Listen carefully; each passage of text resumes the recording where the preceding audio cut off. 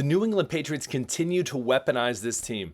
I love it. You love it. So what the heck? Let's talk about it. My name is Aaron on the daily Patriots content. Don't miss out. Hit the subscribe button. It takes you 2 seconds. Hit the like button because you're great people. And as well, comment below because I'm going to ask you something. So yesterday we talked about C.J. Dupree, tight end, Alabama. Ton of potential for this organization coming in as an undrafted free agent.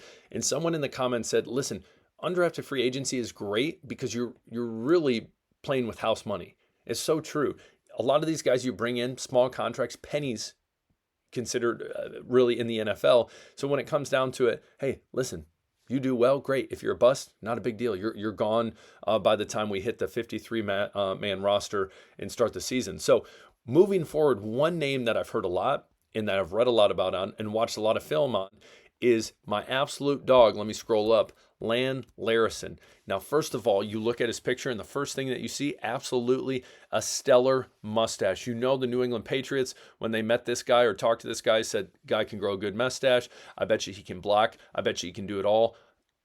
Let's go. Let's get after him. Let's go take him. So we know, obviously, Travion Henderson is one of those running backs the Patriots took where it looks like, well, sorry, let me correct that. The only running back the Patriots took in the draft that hopefully he will be the future of the backfield for the Patriots.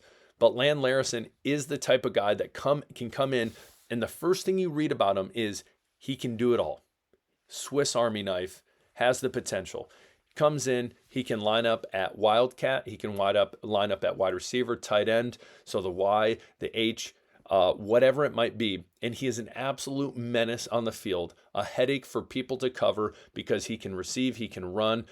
He's even thrown a little bit technically. So you're probably wondering, where in the heck is he coming from? UC Davis, and we'll look at his stats in a second. But at UC Davis, if you're not familiar with college football, UC Davis is an FCS school, top tier college football. The pinnacle would be called FBS. So we're talking your Big 10, your SEC, your Big 12, your ACC, those schools like that. Now, UC Davis, a lot of people are going to be hesitant when you think FCS.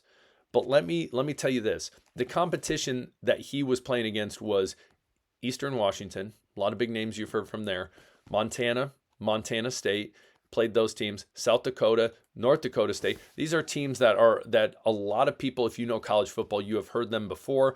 I'm not going to necessarily say they're all powerhouses, but in the past handful of years, all of them have been great. North Dakota State has been a powerhouse for a long time. The Dakotas in general, powerhouse in FCS football. But that's beside the point. A lot of people see UC Davis and say, small school, sure. If he's that good, he can put up numbers. He should, you should be able to put up numbers against competition like that. Is he going to be able to do it in the NFL? My answer to that is yes, 100%.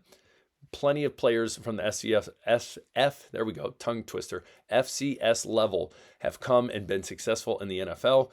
Who's to say Lan Larrison cannot be? Now, I'm not huge on comparisons, but a big comparison, Taysom Hill. I can see that we know Taysom Hill for the Saints can do it all. Man got paid a lot of money too. He can do it all. He's very versatile. So that's the biggest thing with Lan. Incredibly versatile, can line up anywhere, can be an absolute menace to the defense. Where is he going to be? Who's going to be guarding him? All these different things. Who's going to be covering him as well? On top of that, when it comes to pass pro, great at pass pro, not afraid of contact, can run multiple routes. The guy, he's honestly the complete package. And it's a surprise to me that at some point he was not drafted, which makes him, as an undrafted free agent, an absolute steal, an absolute playmaker, and a gem for this organization. Now you ask about, well, Aaron, is he athletic? Yes, incredibly athletic. If you go watch his highlights, hits top end speed easily before the second level and still can make lateral moves down the field. So we're talking east-west moves at top speed. Again, incredibly dynamic player. And big thing, as I said, underlying theme, can do it all and do it all effectively. Now you're probably saying, okay, well why do you think they picked him up? Let's think about it. This guy right here that we have explained can do it all. Can run it, catch it out of the backfield. This is a Josh McDaniels type of running back. Again, Travion Henderson moving forward, they want to be the leader of the backfield. Unless Ramondre Stevenson incredibly steps it up. Again, you draft someone as high as Travion Henderson, they want him to eventually be the feature back. Okay? There's no question in my mind, after seeing these highlights, after reading up on Lan Larrison, that he has the potential to be that number 2 to Travion Henderson down the road. And honestly, if he makes the roster, which a lot of projections right now for the Patriots 53-man roster have him making it as a running back, he can contribute on special teams right away. There's no doubt in my mind. You watch him with his size. We're not talking a running back that's small in stature, like a 5'8", 5'9". The man's 6 foot, 215. Honestly, could probably put on more weight and would be great on special teams. The type of guy that's going to put his head down and work. He's tough. And listen, another one of these character type guys coming in can help build up this culture, this character, and help with this rebuild. Now let's jump into his stats real quick. You look at UC Davis. His big years were his junior year in 2023 and this past year, senior year, 2024.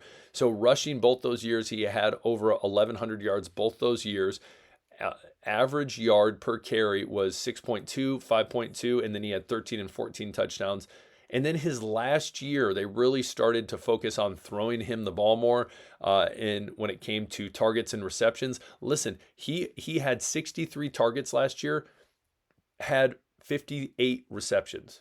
He 5 times. So it's very possible. I don't know if any of them were drops. I could go try to figure that out. But that is incredible catch percentage. It's great. A lot of people would pay big money for that. Yards shy under 800, and then you look total touchdowns 6.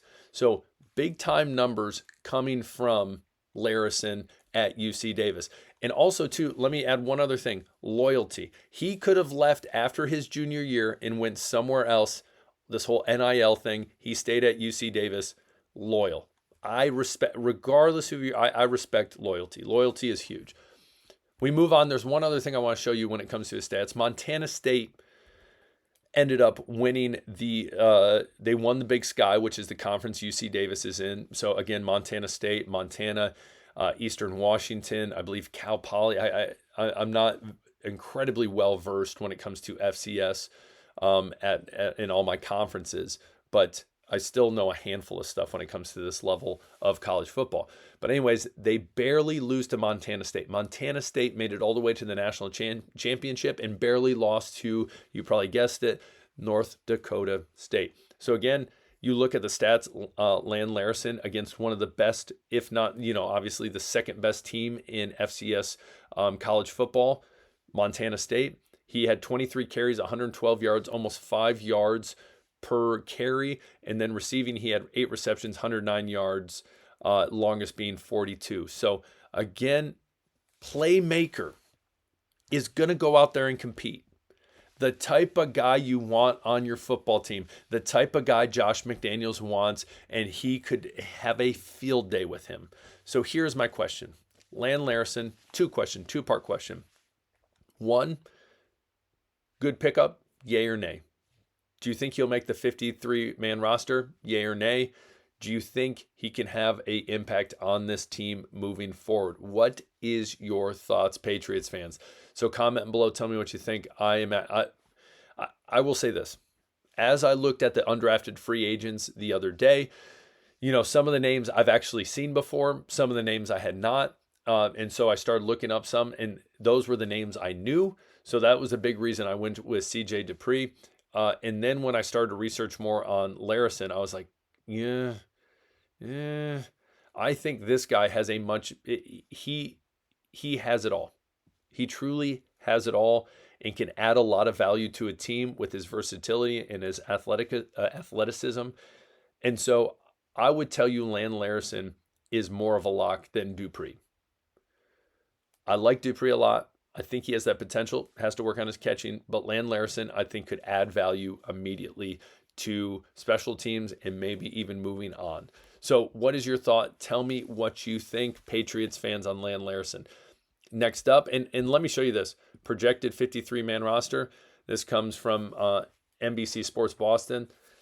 Ramondre Stevenson, Antonio Gibson, Trayvon Henderson, Lan Larrison. He's there. Look at right here. Lan Larrison, undrafted free agent, undrafted rookie out of UC Davis, has excellent hands, good enough size to warrant a role that would likely stand out as a special teams specific. Huge for the Patriots. Huge for the Patriots, as I get a phone call and it is declined. Sorry about that. Last but not least, what I want to jump into after our boy Lan Larrison and that awesome mustache is other news on the Patriots draft. Now, what's been great with the Patriots is, keep getting a call. What's been great with the Patriots is this draft, a lot of people have been very, very, very high on the Patriots and their overall draft status and grade when it comes to who they got. Now, The Athletic released something saying that they believe the Patriots had the best draft of all 32 NFL teams. And as reported, they talked about that the first 4 picks, so we're talking Will Campbell, we're talking Kyle Williams, we're talking Travion Henderson. Sorry, I'm going out of order a little bit. And then we talk about Woodson as well. All great picks for this organization. And 4 of those guys right there, they talk about how there could be a huge impact right off the bat. And we're talking starter or being early starters. Obviously, Will Campbell is one. It's like, yeah, that's kind of a no-brainer. But again, you look at Kyle Williams, and this was one part I loved. That Josh Downs was Drake May's go-to target when he was at his best in college football. That could be Kyle Williams, a very comparable like wide receiver, Josh Downs, compared to Kyle Williams. So again, if Drake May can make that connection with Kyle Williams, and I know there's a lot of people that are saying, don't give up on Kayshon Boutte. I'm not. But what I do want, I want the best players on the field. And if Mike Vrabel and Josh McDaniels in this organization thinks that that's Kyle Williams, then it's Kyle Williams. And it very well might not be. But we can only hope that these guys truly can make the impact like this article is saying, because that would be huge for this team. We already know they've made leaps and bounds, which has been great. But the question will become on week 1, first game, the big question is going to be who's going to be on the field, who's going to get the most snaps, and who is going to make the biggest impact moving forward. And I think a lot of these guys have potential. My question to you is, who do you think will have the biggest potential or the biggest impact for this team this upcoming year? And we'll have a ton more to talk about as we get into training camp and who will have a big impact and who's being talked about at camp and all these different things. And listen, we still got a ton of players we have to break down when it comes to undrafted players that were even drafted. We've just started, baby. So again, hit that subscribe button. Don't miss out. I appreciate you guys. My name's Aaron. Peace.